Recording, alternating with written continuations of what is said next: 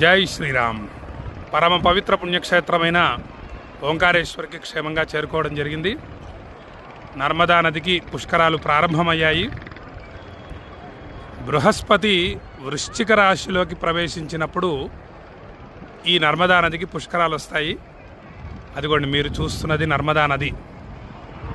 అత్యంత పవిత్రమైన నర్మదా నది. ఎంత శుద్ధంగా ఉందో చూడండి, చాలా బాగుంటుంది నర్మదా నది.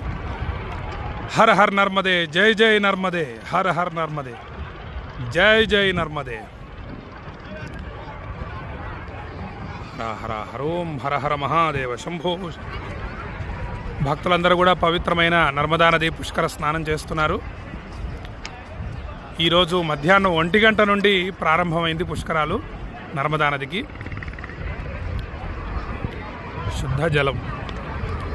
హర హర హర హరోం హర హర మహాదేవ.